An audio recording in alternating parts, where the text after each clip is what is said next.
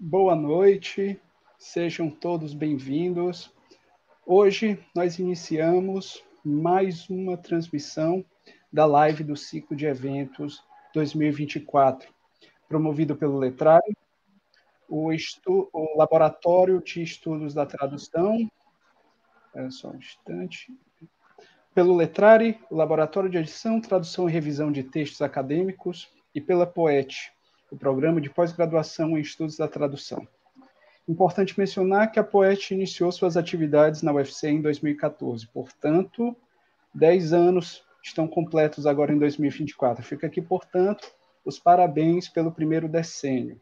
O Letrari, que começou em 2017, não está muito longe de chegar nessa marca também. Estamos continuando com esse novo ciclo de eventos que traz a possibilidade da colaboração entre discentes, egressos e docentes da POET, os bolsistas do Letrari da Universidade Federal do Ceará, a comunidade acadêmica da UFC em geral e todos aqueles que amam as várias nuances da atividade tradutória.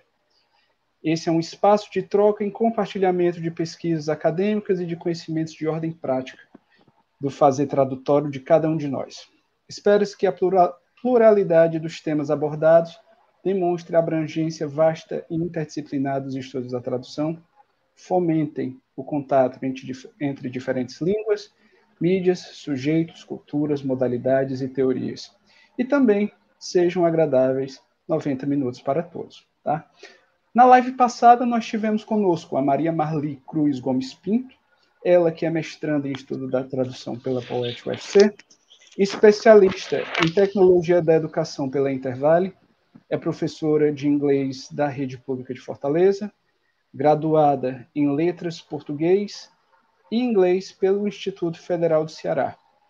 O tema que ela falou sobre foi A Mulher Escarlate, analisando a influência da Igreja Católica na obra de Oscar Wilde através da tradução de correspondência, certo?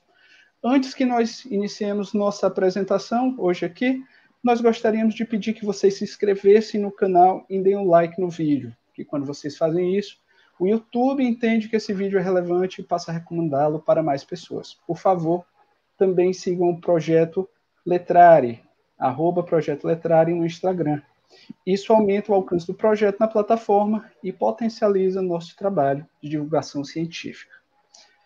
O formulário de presença dessa live será disponibilizado no fim da live, certo? E ele conta como 2 horas complementares. Meu nome é Rafael, eu serei o host dessa live. Eu sou professor de inglês e estudante de letras em inglês da Universidade Federal do Ceará. Também trabalho com a tradução, sob a orientação da professora Diana Fortier. E agora vamos ao que interessa. Hoje está aqui com a gente o Raul Fernandes, certo? Ele é mestrando no programa de pós-graduação em estudos da tradução da Universidade Federal do Ceará, é graduado em Letras Português e Inglês pelo Instituto Federal de Educação, Ciência e Tecnologia do Ceará, no campus Umirim. Tem experiência na área de letras, atuando principalmente nos seguintes temas: estudos da tradução, tradução dialetal, linguística de corpos, estudo da tradução baseado em corpus, iDialect, ok? E o tema da nossa live hoje, certo? Será só um instante. Poxa vida.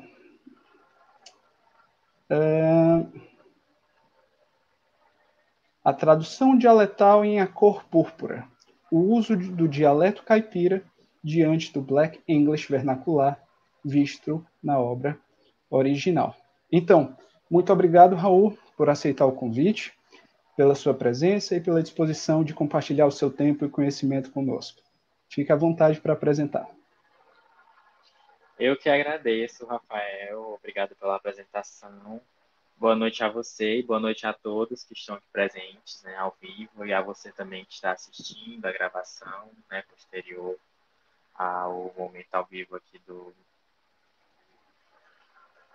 evento. E queria agradecer pela presença de todos, agradecer mais uma vez pelo convite. tanto em nome do letrário, de forma geral, como da Diana, coordenadora, que também é minha orientadora, professora, amiga, e agradecer a presença de vocês que estão presentes, você também que está assistindo. É muito importante participar, né, de projetos como esse, tanto por conta da Poet, né, da Poet ter essa oportunidade, e também do letrário, né, abrir esse espaço para nós. Enfim, boa noite a todos. Como o Rafael já apresentou, eu me chamo Raul Fernandes Rodrigues, sou mestrando da Poet, da turma de 2023.1, e sou formado em Letras, Português e Inglês pelo IFCE Campus Umirim, da turma 2018.1. E hoje eu vou falar um pouquinho sobre o meu tema, né, que é um tema que vem desde a minha graduação, desde o meu TCC da graduação, da minha monografia, e aqui no mestrado ocorre essa extensão dele, claro, com nova abordagem, mas hoje eu vou falar um pouco mais dele, da primeira parte dele, né, do primeiro momento dele, que foi mais ligado à minha monografia, certo? Então, o tema da minha palestra de hoje é a tradução dialetal em A Cor Púrpura, o uso do dialeto caipira diante do Black English Vernacular, visto na obra original. Aproveito também para agradecer à FUNCAP, né? Eu que sou bolsista da FUNCAP, agradeço por todo o apoio que ela vem me dando, né, durante esse momento do mestrado também, né, dessa Poet, ao UFC, ao letrário, a todos vocês. E meu orientador é a Diana Fortier, na minha graduação, né, que eu também devo citar aqui, o meu orientador foi o João Alfredo, né, que também passou pela Poet, foi mestrando da Poet, seu mestrado é na Poet. E a minha linha de pesquisa no mestrado é a linha de pesquisa 2, tradução, linguagem, cognição e recursos tecnológicos, área temática, linguística de corpos, estudo da tradução. Eu queria só avisar que eu não, a minha câmera ela está no meu celular e eu estou com o meu notebook conectado também. Então, por isso que talvez eu não consiga olhar tanto para a câmera. É só a título de informação. Então, vamos lá, dar início. Bom, antes de tudo, eu queria falar um pouco sobre a questão da utilização de dialetos, né, de formalidade, de oralidade, de variedades não padrão dentro de obras literárias. Não sei se alguns de vocês já conhecem obras, se conhecem A Cor Púrpura ou não, se vão conhecer a partir de hoje, mas a utilização de dialetos, tanto em obras brasileiras, né, aqui nacionais, quanto em traduções para o português brasileiro, não é algo que era muito bem aceito, né? Então, mais ou menos ali antes da década de 80, 70, 80, as editoras brasileiras elas não tinham uma boa aceitação de obras, né, para serem traduzidas para o português brasileiro, né? Obras essas que utilizassem o dialeto, uma variedade não padrão. Então, existiam, sim, obras, né? Já existiam em alguns momentos, uma fala específica de um personagem, um momento ali de um romance, mas obras que se utilizassem do início ao fim de uma linguagem informal e dialetal, de dialetos de uma comunidade, de um país, de uma região, era algo bem mais complicado de se ver. Sendo que essas atitudes linguísticas, essa utilização desses dialetos, dessas variedades não padrão, elas servem como demarcação de espaço de identidade cultural, seja como eu falei, né, de uma região específica, de um grupo específico, de um país específico. E já nos países de língua inglesa já era uma outra mentalidade, né? Então existia já essa literatura do proletariado que trazia essa visibilidade, esse reconhecimento com a utilização de dialetos, né, de uma linguagem mais humanizada dentro das obras, coisa que no Brasil foi um pouco depois que ocorreu mais essa aceitação. Se puderem colocar o slide um pouco maior, Tá ótimo, obrigado. E dessa forma, né, com essa introdução, é onde eu chego em Alice Walker.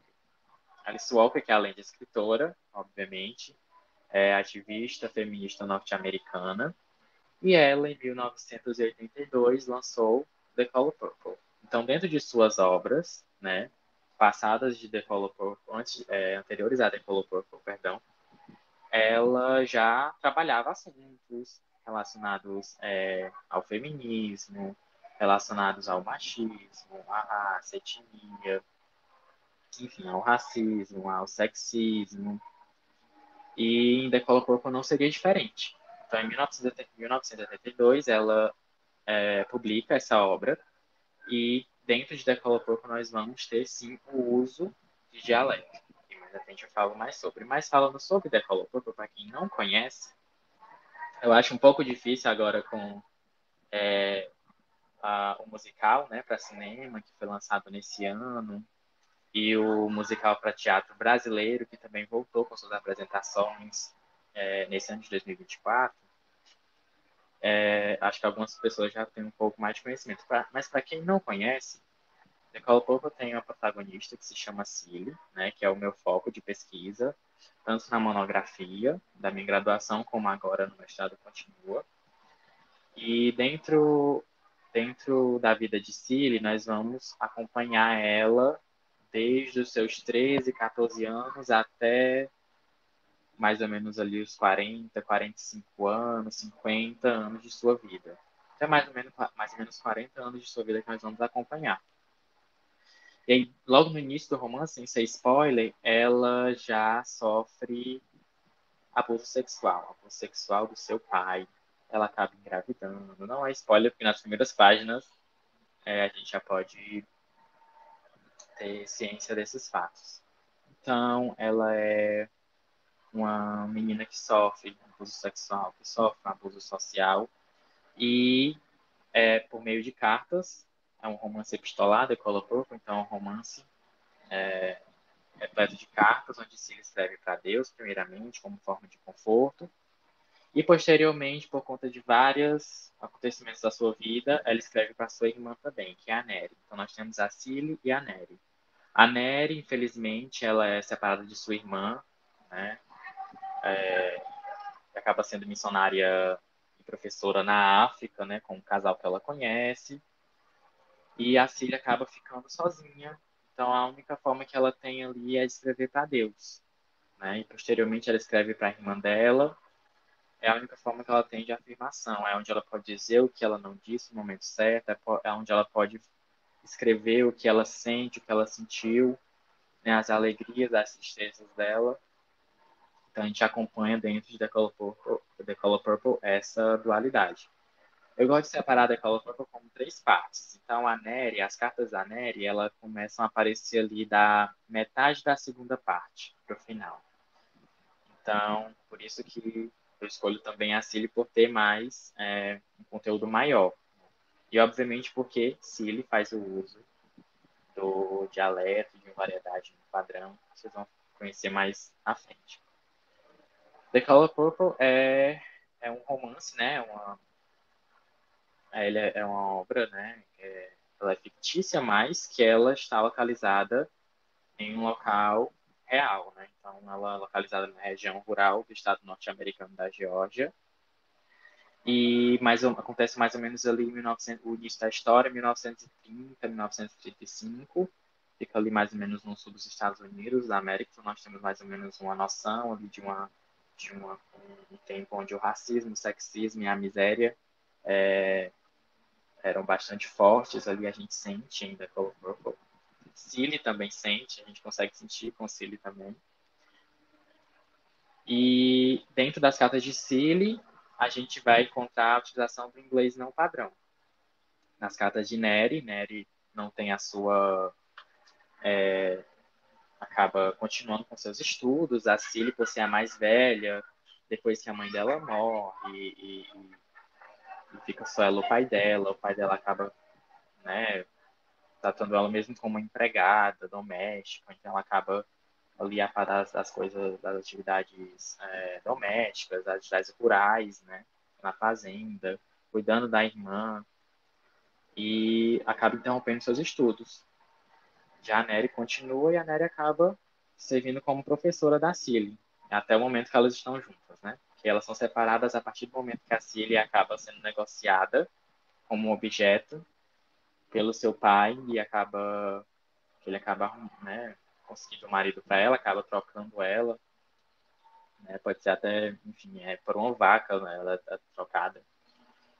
E aí, por conta disso, o marido dela queria muito a Nery também, por segundas intenções. A Nery não aceitou, se ele também não, então ele separou as duas. E aí, Nery acaba indo para a África, ser missionária e professora por lá.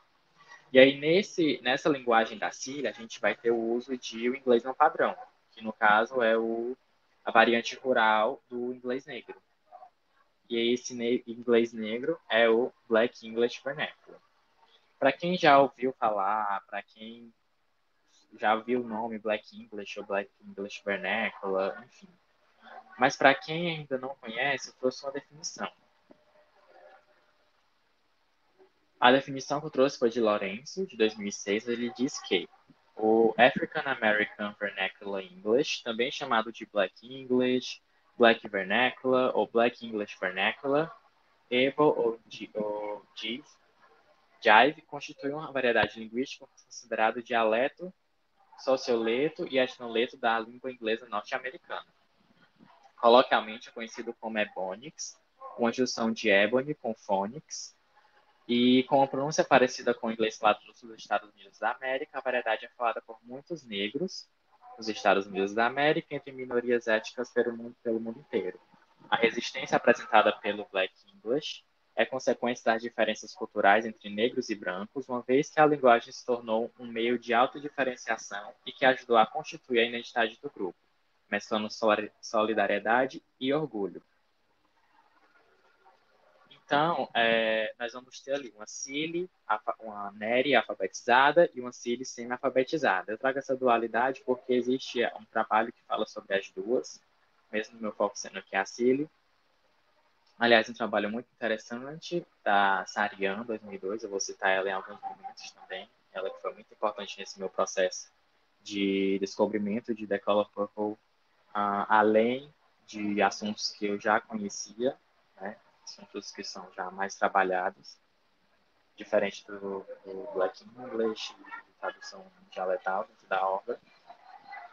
E aí nós chegamos em A Cor Púrpura. Né? A Cor Púrpura, que teve a tradução, né, para o português brasileiro, foi publicada um ano depois da Color Purple, que foi publicada em 82. Então, em 83 nós já temos a tradução, que é uma tradução em conjunto. Uma tradução onde nós temos a Betúlia Machado, a Maria José Silveira, duas brasileiras, e a Peg Balderson, ela que é americana. E aí elas três acabam construindo uma tradução dialetal. Só que a tradução dialetal delas, né, por conta de existir o Black English e de existir um outro dialeto que eu vou falar mais na frente, obviamente está no título da palestra, que é o dialeto caipira, por terem muitas divergências linguísticas, culturais, sociais, ético-culturais, não vamos ter a aplicação das divergências linguísticas do Black English no mesmo local no dialeto caipira, certo? Então, é criada uma tradução dialetal e uma representação do dialeto caipira, da mesma forma que houve uma representação do Black English no original. Né? Nenhum dos dois, obviamente, vão representar 100% a utilização do dialeto. É porque o dialeto ele tem a oralização como seu ponto principal. Né? Sobre tradução dialetal, a gente já sabe que é uma tradução de dialeto, né? Mas eu quis fazer essa definição da Sarian, de 2002, para deixar um pouco mais claro. Onde ela diz que a tradução dialetal, assim como toda e qualquer tradução, será sempre produto da diferença e a significação de um texto será construída somente por meio de uma leitura. E assim, sentidos ao texto original serão atribuídos e não resgatados texto traduzido. Então, nós vamos atribuir, né, esses sentidos do Black English, de The Color Purple, a cor púrpura, ao dialeto caipira, certo? Obviamente, não vai ter 100%, né, por conta de ter essa diferença entre o Black English e o dialeto caipira, que eu vou falar um pouco mais na frente, mas que vocês podem ter uma noção, certo? Então, as marcações das diferenças linguísticas em a cor púrpura, elas vão ser ligadas tanto ao prestígio quanto ao estigma, certo? E aí a Cilly, tanto no original como na tradução, ela vai continuar possuindo na tradução, assim como no original ela possui, uma escrita mais infantil, sem refinamento, com traços de oralização e vocabulário regional. Regional, lembrando, não é ligado a uma região específica, certo? Uma região, por exemplo, aqui do Brasil específica, ao norte, nordeste, sul, sudeste, mas sim a uma região que é a região rural, ok? E dentro desse trabalho feito,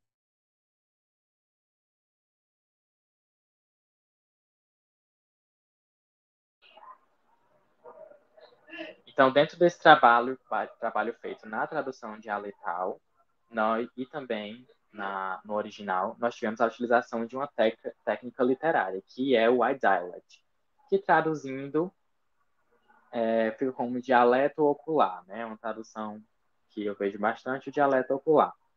E o que seria esse iDialect? O iDialect, ele consiste, né, uma definição aqui do Bowdre, de 1964, mais uma vez ressaltando que por mais que ele seja antigo, não significa que ele foi usado com a mesma frequência a todo momento, né? Igual a tradução dialetal aqui no Brasil. Obviamente teve o início de uma não aceitação, e aí, com o passar dos anos, através de obras como A Cor Púrpura e sua grande relevância, se eu for falar aqui também dos prêmios que já levaram a tantas adaptações como a obra mesmo em si, a questão dialetal acaba ganhando mais espaço. Então, o que seria o iDialect? O iDialect consiste em palavras e ou grupos de palavras que, por uma razão ou uma série de razões possíveis, foram escritas de uma maneira que aos olhos é reconhecidamente fora do padrão. Então, a utilização do iDialect não é somente estética, mas sim existe pelo menos uma razão ou mais de uma razão, né, cabível para a utilização dentro de uma obra literária, ok? Então, continuando. Esse iDialect, ele vai se ligar muito na tradução dialetal. Ele vai ser utilizado, né, na tradução dialetal para representar tanto a classe social, né, a classe social de si vai estar inserida, como o grau de escolaridade, no caso dela, de pouca escolaridade, e a região rural, certo? Então, houve uma criação de um dialeto que ele não se prendeu às marcas sociais e regionais específicas, como eu havia falado anteriormente. Ele não é um dialeto caipira que tem características específicas só do interior de São Paulo, ou somente do interior do Ceará, certo? Então, ele é um dialeto caipira mais geral, com características mais gerais, e que não transforma uma síria numa síria nordestina, numa síria cearense, numa síria paulista, enfim, nortista. Então, ele não se liga a uma região específica, mas ele se liga à região rural, né?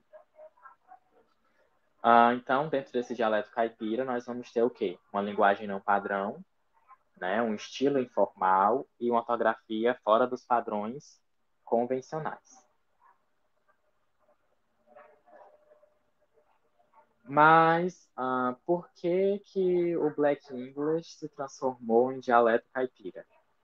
Eu começo aqui com uma citação da Sariane de 2002, onde ela diz que não se tem, no Brasil, um dialeto eminentemente negro, como é o caso dos Estados Unidos, com o Black English Vernacular, em que a relação estabelecida entre linguagem e grupos étnicos marcou-se de forma mais sistemática ao longo da história.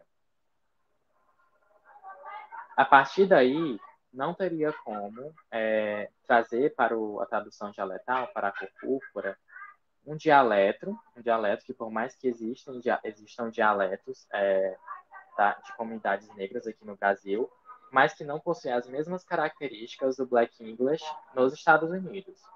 Pela obra A Cor Púrpura tratar de temas étnico-raciais com ou sem Black English, eu acredito que essa foi o martelo que fez com que as tradutoras batessem e entendessem que, por mais que não tenham como trazer o Black English de forma geral para a cor púrpura, o que poderia ser feito na tradução e o que foi feito foi a criação de um quadro sociolinguístico semelhante ao de The Color Purple, e não relacionado a um quadro étnico, né, uma questão mais racial, mais cultural, que o Black English tem dentro da obra original. Então, no dialeto rural, no dialeto caipira, esse dialeto ele não vai possuir claramente a mesma carga histórico-cultural e ético-racial do Black English, que, em contrapartida, essa carga histórico-cultural e ético-racial da comunidade negra ainda é vista na obra. Em A Cor Púrpura, elas citam quando a Nery vai à África, ela conta as histórias, ela traz ícones, né? Pessoas importantes na literatura, na música, nas artes, na história de forma geral, e, obviamente, assuntos relacionados ao racismo, e todas essas questões raciais, ético-culturais, são trabalhadas sim a cor púrpura. Acredito que por isso que elas decidiram continuar com esse projeto dessa continuação e dessa criação desse quadro sociolinguístico. Então, nós temos o quê? Uma Cilly, que é um personagem fictício, mas que ela vive, como eu falei anteriormente também, em um lugar e uma época que existiu, né, que ainda existe na realidade. Né? No caso, no lugar que ainda existe e numa época que existiu na realidade.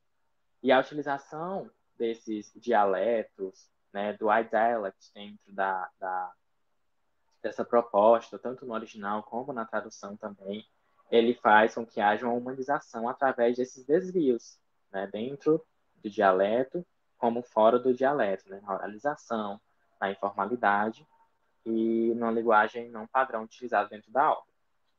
Só um minuto.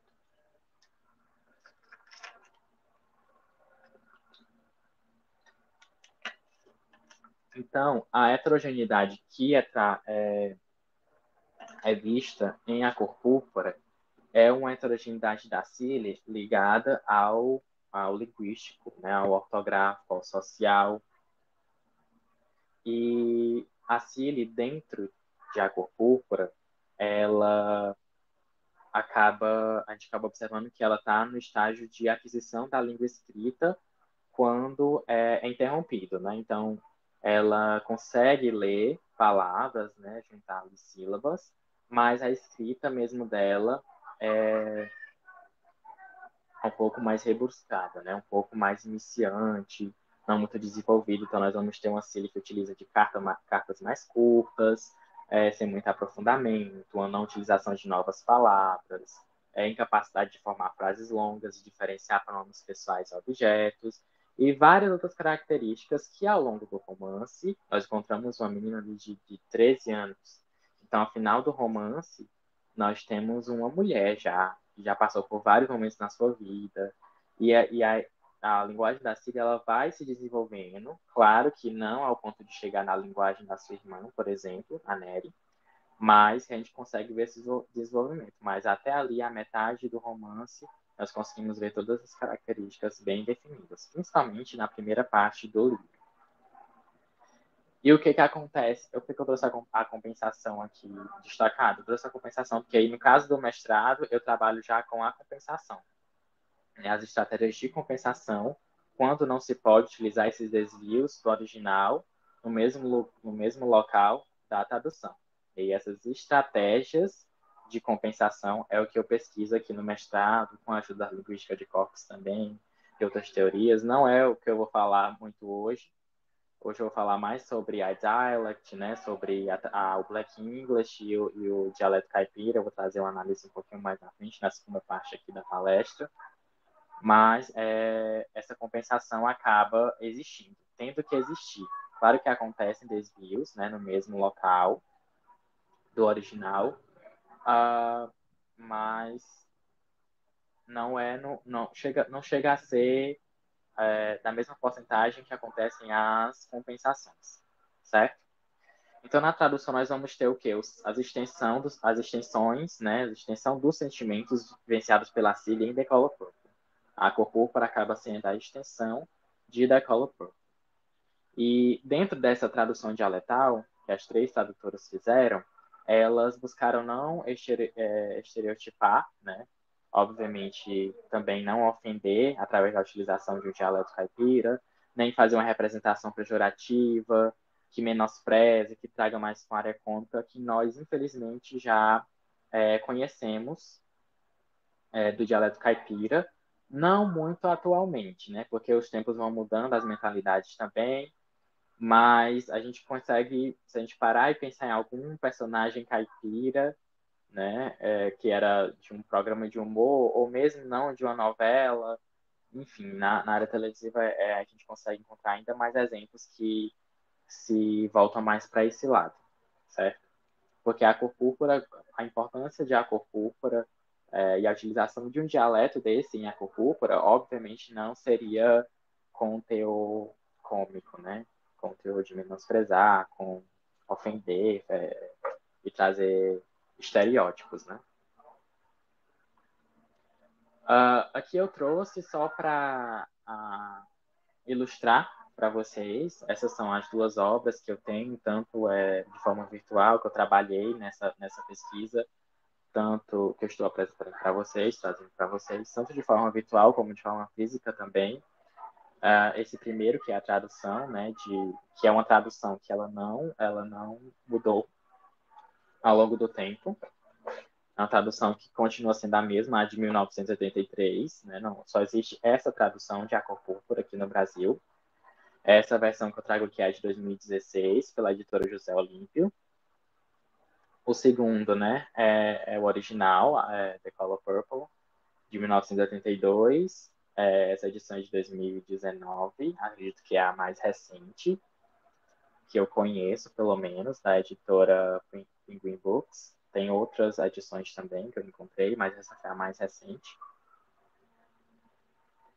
E agora eu acabo adentrando nessa análise. Infelizmente, por conta do tempo, não tem como eu esmiuçar, né, eu analisar ponto por ponto, mas eu vou tentar trazer aqui de maneira geral para vocês um dos principais pontos, né, já fiz uma seleção aqui, mas infelizmente por conta do tempo eu não vou poder falar sobre tudo. Mas, ao final da minha apresentação, eu vou disponibilizar o meu e-mail, caso alguém queira o slide, certo? Não tem nenhum problema. Vocês entrem em contato e aí eu envio, ok? Para aí vocês olharem com mais calma, certo? Então, vamos lá. Dentro dessa pesquisa, eu encontrei 16 classificações de iDialect, certo? 16 formas que foram utilizadas, que o iDialect, a técnica literária do iDialect foi utilizada nesse processo de tradução dialetal do Black English para o dialeto caipira, certo? Dessa extensão de The Color Purple em A Cor Púrpura, em inglês, para o português brasileiro. Aqui nesse quadro nós vamos ter a aférese de vogal e ou sílaba átona inicial.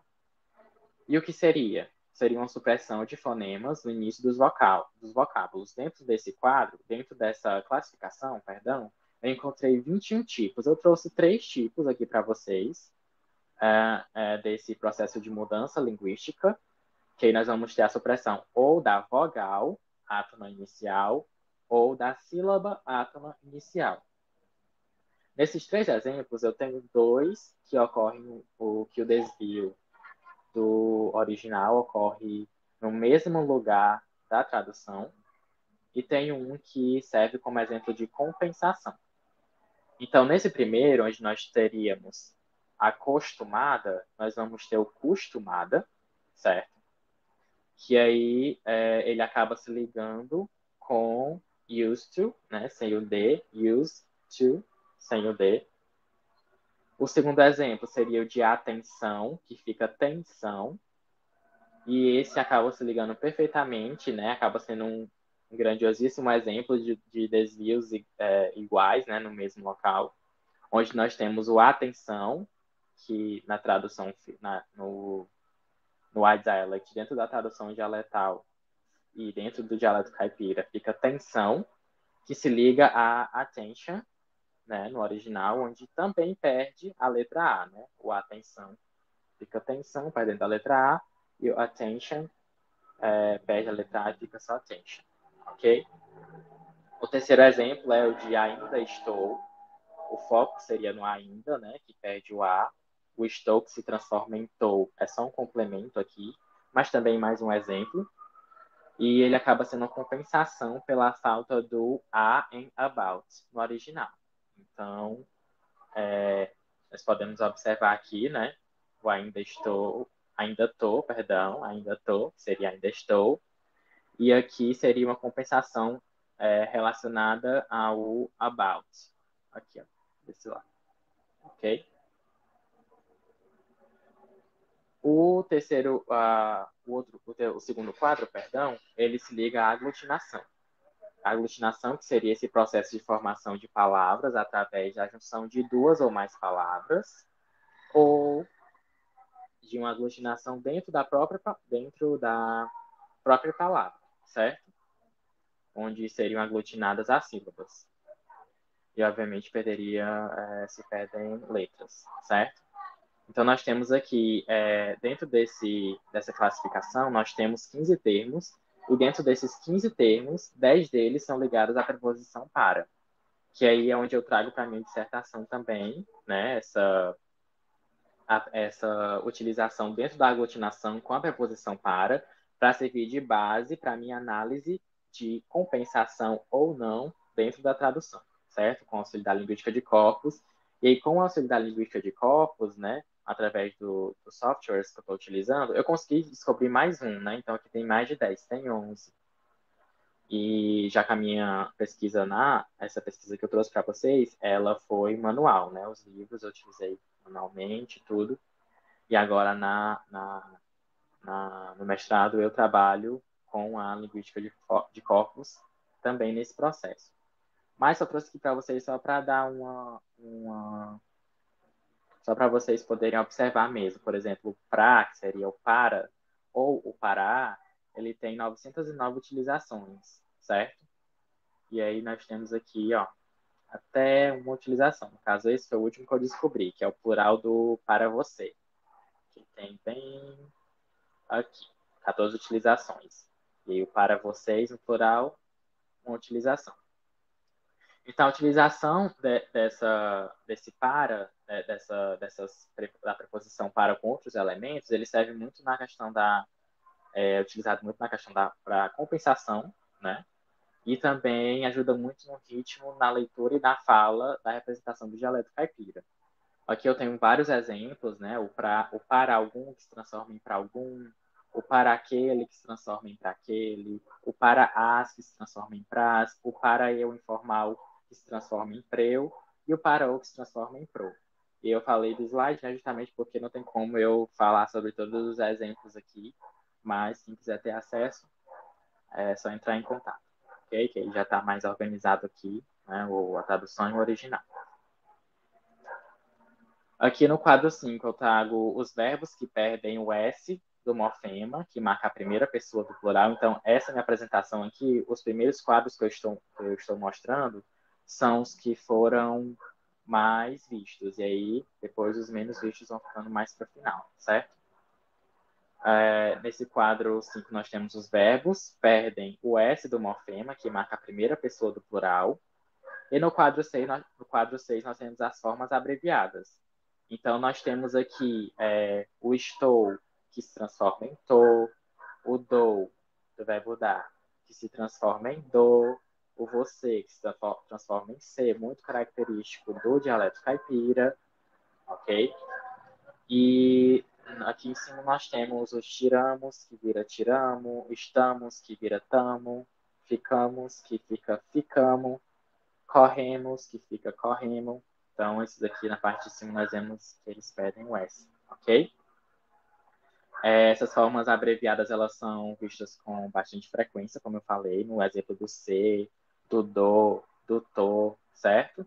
Nós temos muitas estratégias de compensação dentro desses dois quadros, por exemplo, com o C, aqui nesse exemplo é uma estratégia de compensação. O to também, ele também serve uma estratégia de compensação. O do, ok? O quadro 8, eles são os erros de concordância nominal, são erros esses que são relacionados tanto a número quanto ao plural, certo? E no quadro 9, nós vamos ter o uso genérico de palavras ou expressões socialmente convencionadas como indecentes.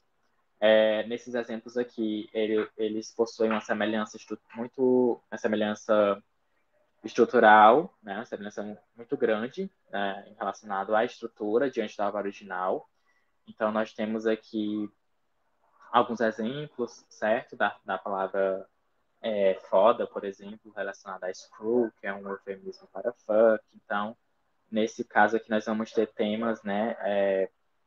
Momentos da história onde são abordados mais temas sexuais, relacionados ou não aos abusos sexuais que Cilly sofreu em alguns momentos da sua vida.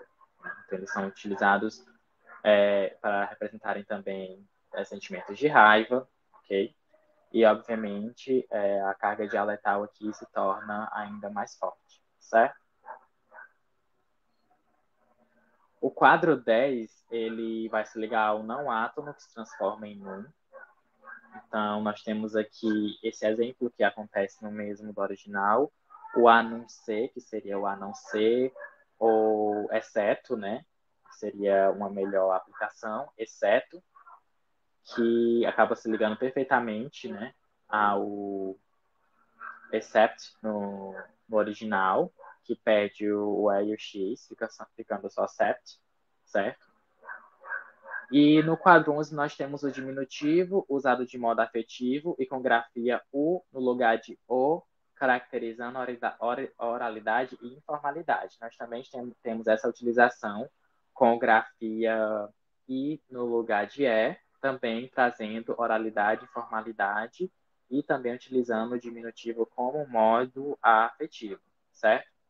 Essa troca pelo O e pelo U, ela também é muito corriqueira de forma geral, sendo utilizado de forma diminutiva ou não.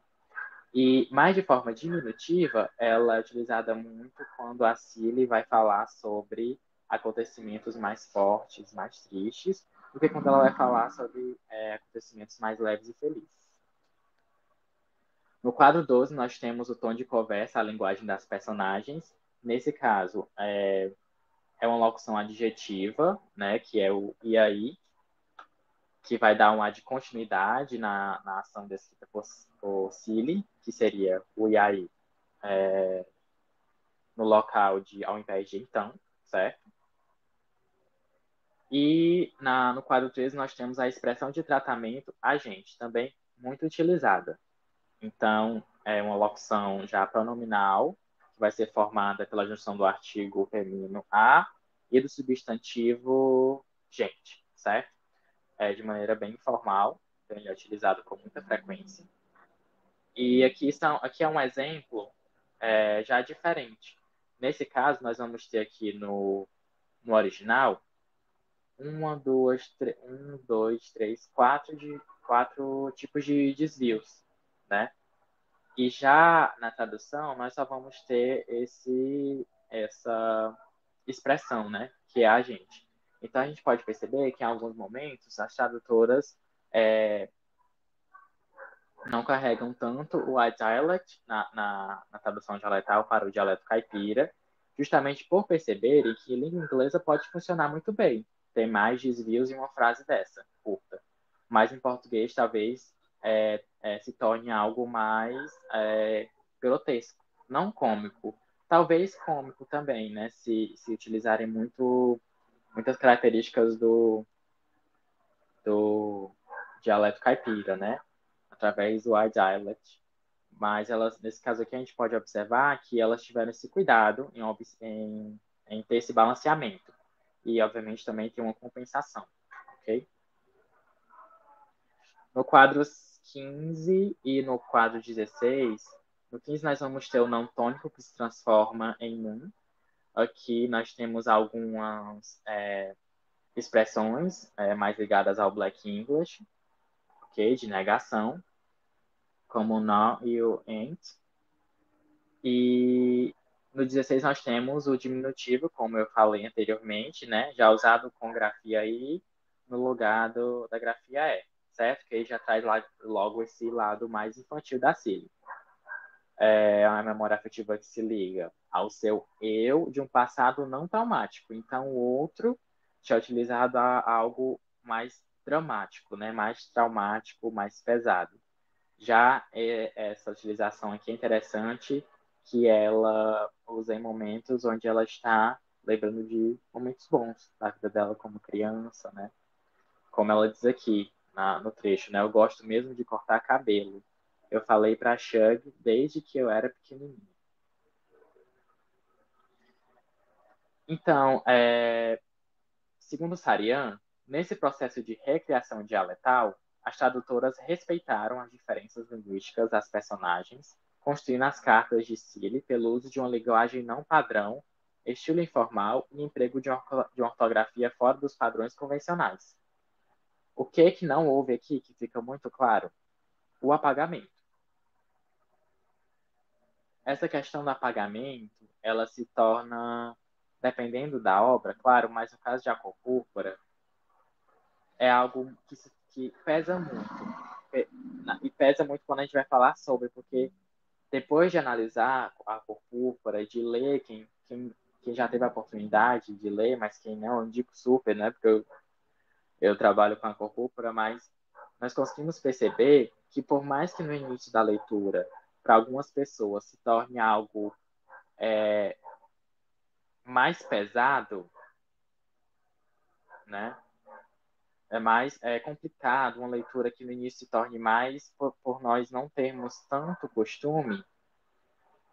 Ao longo do romance, nós conseguimos sentir mais a Celie através dessa tradução, desse dialeto que é inserido, né? O dialeto caipira. E não só pelo dialeto caipira, mas pela informalidade, pela oralização. Então, muitas vezes, eu já me peguei lendo A Cor Púrpura e parece que eu estava ouvindo mesmo a Cília falando. É algo que, obviamente, vai depender de pessoa para pessoa, mas é uma experiência interessante, né? Eu acredito que não seja uma experiência interessante do lado mais negativo, eu acredito que seja mais do lado positivo. É o que eu imagino. E já se encaminhando para o final, né, da minha apresentação, só um segundo.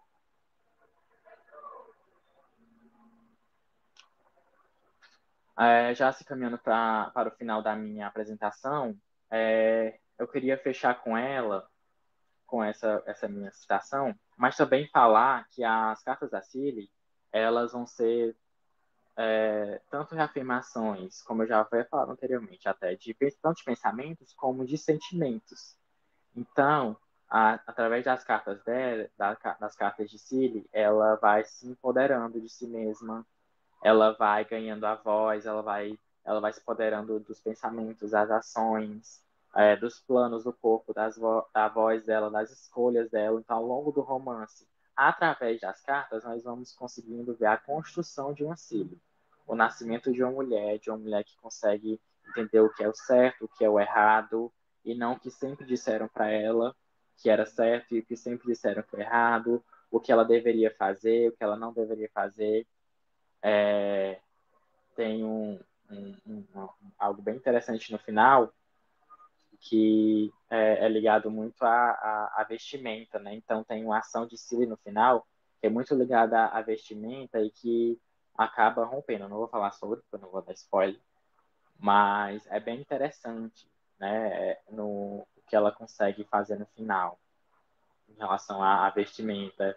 é algo bem disruptivo, na verdade, para a época que a história foi inserida, né, em 1930, 1940, e através dessas cartas ela vai dizer o que não foi dito, né, como eu já falei também anteriormente, ela vai ganhar voz.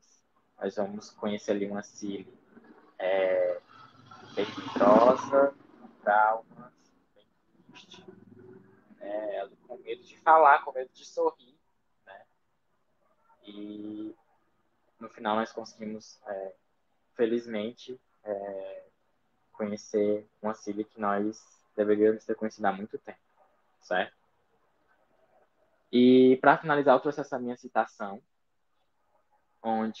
citação essa que é da minha monografia, onde eu digo que as tradutoras construíram cuidadosamente a heterogeneidade de Cília, para que dessa forma os brasileiros não levassem a forma de falar, de escrever e de se expressar da protagonista para um campo que definitivamente a autora da obra original, Alice Walker, não queria que fosse evidenciado quando escreveu o romance. Então é muito interessante nós observarmos que houve esse respeito, que houve essa preocupação da Alice Walker em The Color Purple, né, inicialmente, e que as tradutoras também trouxeram colocaram como uma das principais preocupações dentro da tradução dialetal, com a utilização de um dialeto que possui um estigma, infelizmente, ainda possui, mas que com a utilização em obras como A Cor Púrpura acaba começando a mudar algumas mentalidades, algumas formas de se observar, né? Bom, essas são as minhas referências que eu utilizei no slide, certo? Essa daqui, aliás, a segunda, é a da minha monografia. Deixei o link aqui também. Caso alguém queira acessar, ela já está disponível no Sistema Sofia, a biblioteca do IFCE. E eu agradeço muito a vocês que estão aqui online, né? Agradeço mais uma vez ao Letrare, ao UFC, à Poete, à FUNCAP, certo? Agradeço ao Rafael pela apresentação, por estar aqui comigo também. Agradeço muito a Diana pelo convite. Agradeço a todos vocês que estão assistindo ao vivo e a você também que está assistindo ao vídeo gravado. E muito obrigado pela oportunidade, certo? Aqui eu tenho o meu e-mail, como eu havia dito, raulfernandes@alu.ufc.br. Também tem o link do meu Lattes e o link do meu OrcID também, certo? Então, muito obrigado, espero que todos tenham gostado. Raul, muito obrigado pela apresentação, pelas palavras. Há perguntas que gostariam de ser feitas sobre a sua apresentação? Nós podemos passar para elas, para suas perguntas? Sim, sim. Só um lembrete, antes da gente iniciar as perguntas, é apenas para reforçar o pedido, certo? De que vocês se inscrevam no canal, ativem as notificações de vocês, deem um like no vídeo e sigam o Projeto Letrário no Instagram, que é o @Projeto Letrário, tá? Então, eu vou apresentar aqui as perguntas conforme elas foram aparecendo. A primeira foi do Nathan Fonseca. Ele pergunta: o que você achou da adaptação para o cinema do livro? Bom, nós temos duas adaptações, né? Ao musical e a fílmica, né? A fílmica sendo de 85, do Steven Spielberg, que, aliás, eu acabei assistindo o primeiro filme e depois lendo o livro, porque, na verdade, eu nem sabia que tinha o livro, né? Eu vim conhecer o livro na minha graduação, quando eu tive a oportunidade de fazer uma resenha sobre ele e acabei me apaixonando, mas eu já havia assistido o filme. E no filme eu sou meu suspeito para falar, né? Um dos meus filmes favoritos, eu gosto muito. Essa questão dialetal do Black English, obviamente, trazida para o filme, né? Com áudio original. Infelizmente, na legendagem, eu não acho tão interessante como eu não achei tão interessante como eu acho a tradução dialetal feita pelas três tradutoras brasileiras, e agora também nós temos outra adaptação, né, do musical, que eu também gostei muito, que também traz os aspectos do Black English, mas que na legendagem isso não é tão bem trabalhado como eu queria que fosse trabalhado, mas sim, são ótimas adaptações, não é à toa que o filme de 85 ele foi indicado ao Oscar, a Whoopi Goldberg, ela é excelentíssima no papel de Cilly, foi indicada ao Oscar também, e obviamente a outras premiações eu gosto muito, mas principalmente do filme de 85. Eu gosto mais dele. Tá ótimo. Obrigado. A próxima pergunta é feita pela minha pessoa, certo? Sim. A utilização de dialeto continua nas adaptações para cinema e teatro? E se sim, o que você achou? Bom, como eu já falei sobre o cinema, no áudio original a adaptação do dialeto, né, do Black English para a legendagem dos dois filmes, eu não achei que foi da mesma forma que foi adaptada para o livro, né? E do teatro, tive a oportunidade de assistir também um espetáculo teatral brasileiro, né, um musical brasileiro de A Cor Púrpura, no ano passado. Já ele, sim, traz os aspectos dialetais que eu acho que deveriam ser trazidos na legendagem dos filmes.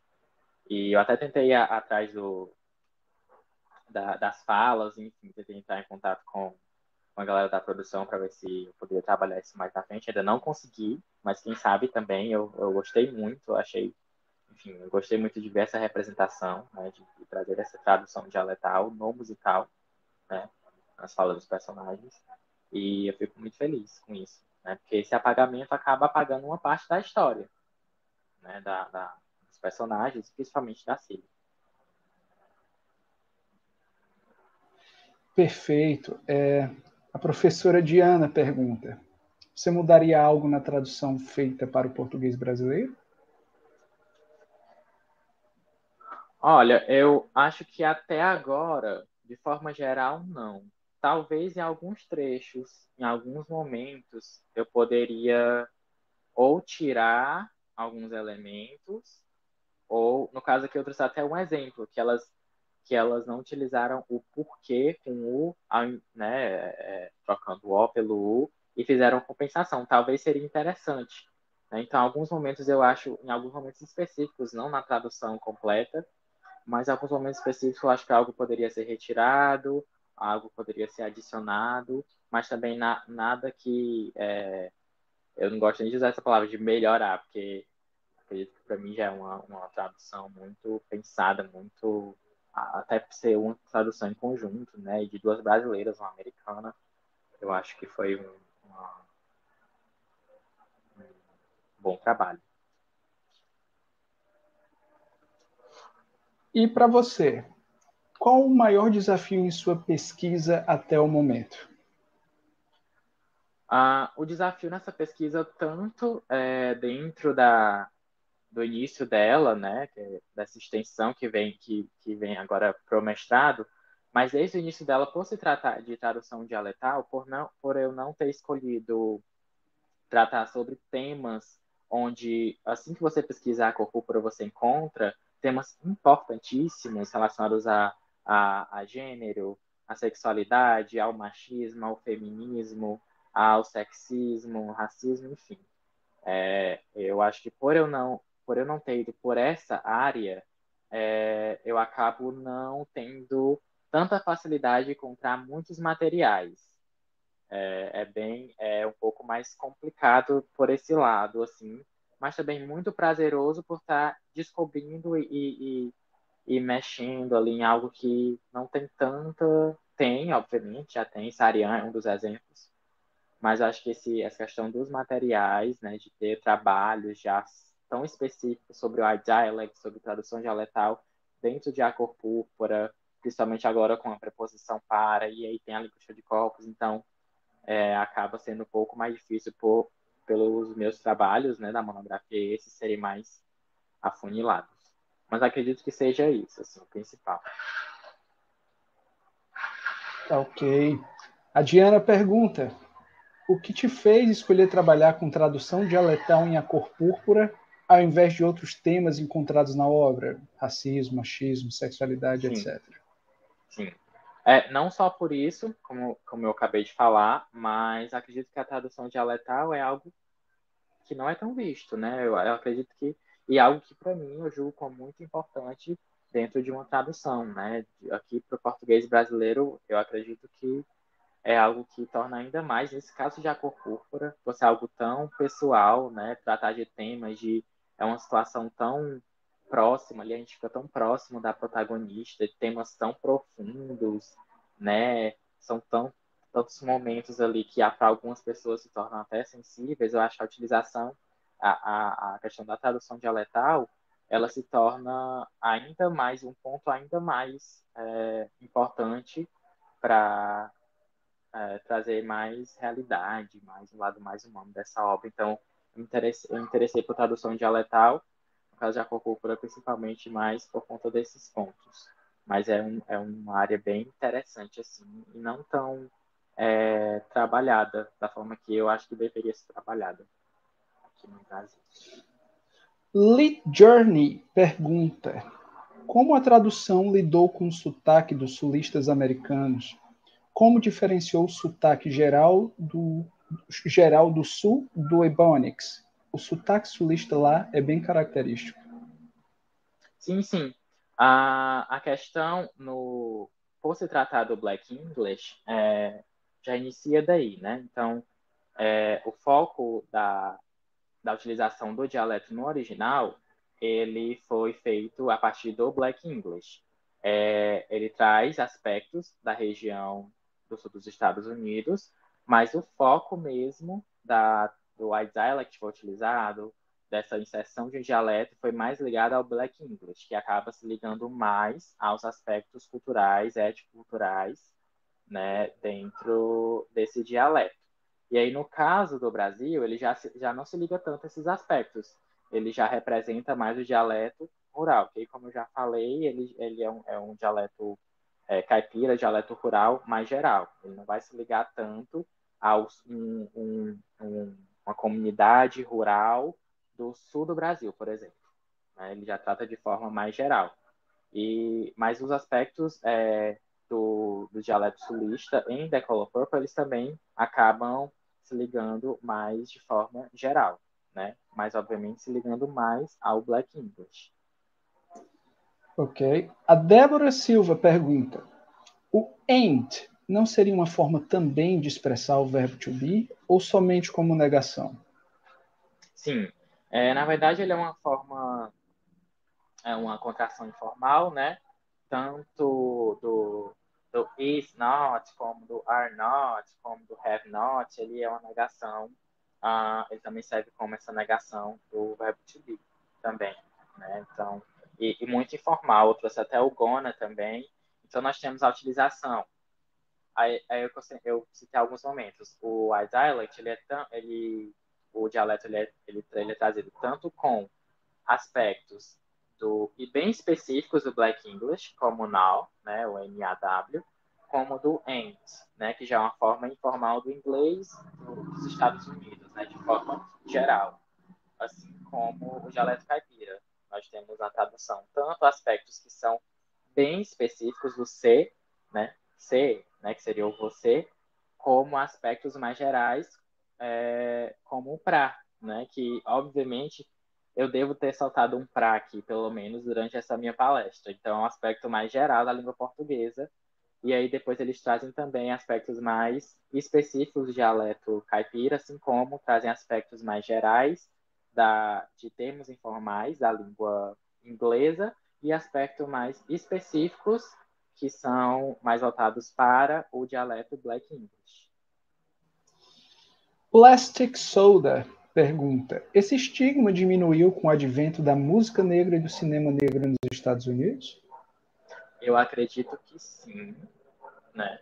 Acredito não só com a música e o cinema, mas assim, pelo menos da música eu posso falar mais, porque eu sou um grande fã de música e também de música negra. E hoje em dia nós conseguimos ver hits do Spotify e chegando ao topo das paradas, músicas que utilizam, por exemplo, essa informalidade, né?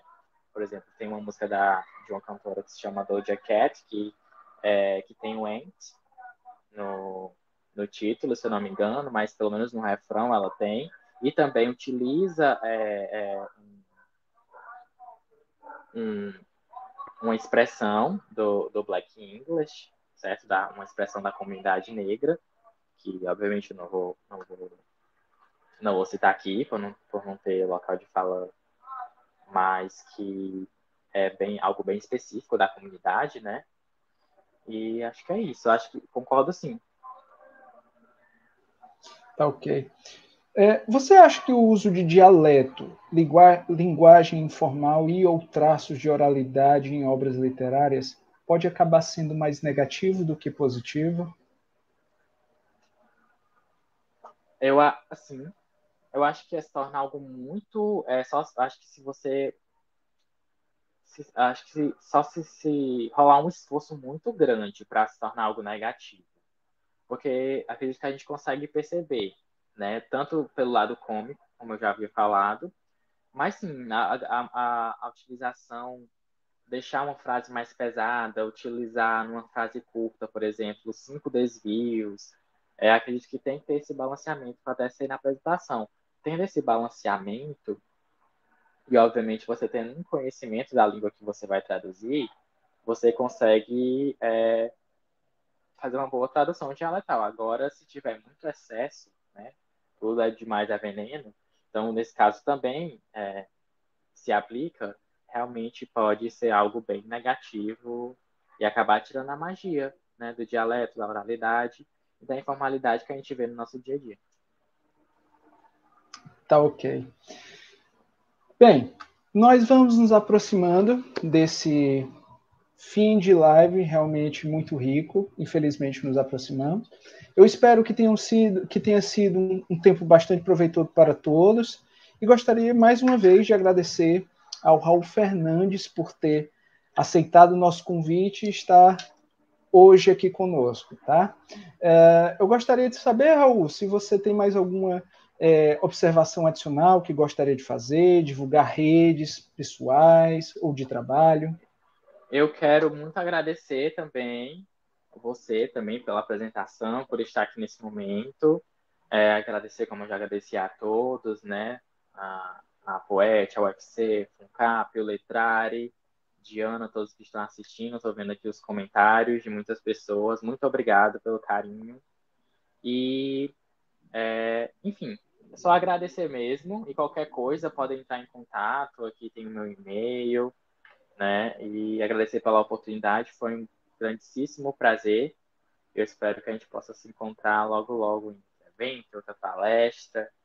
Enfim, foi muito gratificante. Muito obrigado mais uma vez, Raul. A todos eu gostaria de falar as cenas do próximo capítulo, tá? Nós temos na nossa próxima live a Bruna Moraes Fontela, ela que é mestranda no programa de pós-graduação em estudos literários, a PPG-LET, da Universidade Federal do Rio Grande do Sul.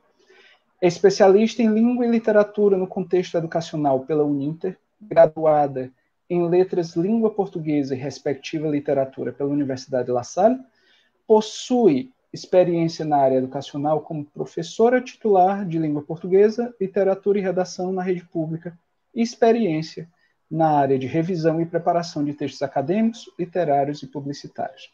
O tema da apresentação será a importância de um bom copydesk, certo?